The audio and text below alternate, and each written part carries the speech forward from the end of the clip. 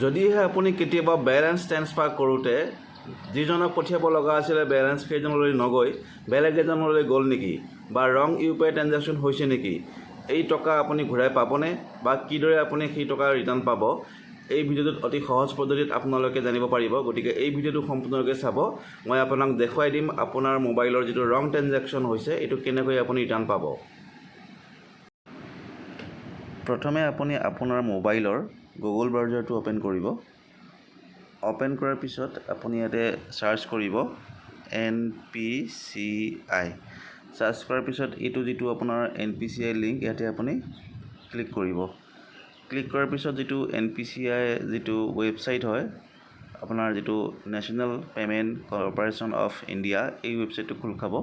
খোল কৰাৰ পিছত আপুনি ইয়াতে ক্লিক কৰিব।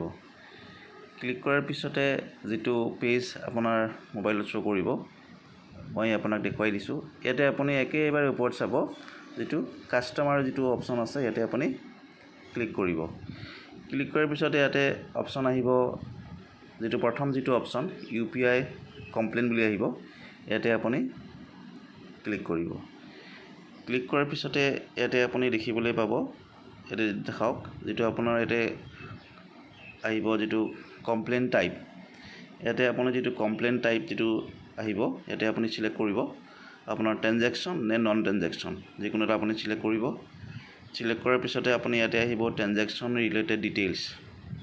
আপুনি ট্ৰেঞ্জেকশ্যন ৰিলেটেড আপোনাৰ কি মাধ্যমত আপোনাৰ ট্ৰেঞ্জেকশ্যনটো হৈছে ইয়াতে আপুনি পঢ়ি চাব, কেইবাটাও অপশ্যন আছে। ইয়াতে আপুনি চিলেক্ট কৰিব। যাতে প্ৰথম অপশ্যন আছে amount debited but not credited to beneficiary's account, এনেকৈ আহিব, কেইবাটাও অপশ্যন আহিব। ইয়াতে আপুনি যিটো অপশ্যন আপোনাৰ হৈছে এইটো চিলেক্ট কৰিব। চিলেক্ট কৰাৰ পিছতে আপুনি ইয়াতে কমেণ্ট লিখিব পাৰিব। আপুনি ইয়াতে কমেণ্টটো লিখি দিব। তাৰপিছতে আপোনাৰ ট্ৰেঞ্জেকশ্যন ID দিব। ইয়াতে আপোনাৰ ট্ৰেঞ্জেকশ্যন ডেট দিব, ডেটটো চিলেক্ট কৰিব। চিলেক্ট কৰাৰ পিছত আপোনাৰ ৰুপিজ দিব, মানে আপোনাৰ কিমান টকা ভুলকৈ আপোনাৰ ট্ৰেন্সফাৰ বা ট্ৰেঞ্জেকশ্যন হৈছিলে। যদি আপোনাৰ 500 হৈছে 500 দিব বা 1000 হ'লে 1000 দিব। তাৰপিছত পইচাটো ইয়াতে উল্লেখ কৰিব। তাৰপিছত আপুনি এটা ইমেইল ID দিব। ইমেইল ID দিয়াৰ পিছতে ইয়াতে চাব আপোনাৰ কেপচা আহিব। এই কেপচাটো আপুনি এই যিটো ৰাইট টেক্সট ফ্ৰম ইমেজ ইয়াতে আপুনি লিখিব।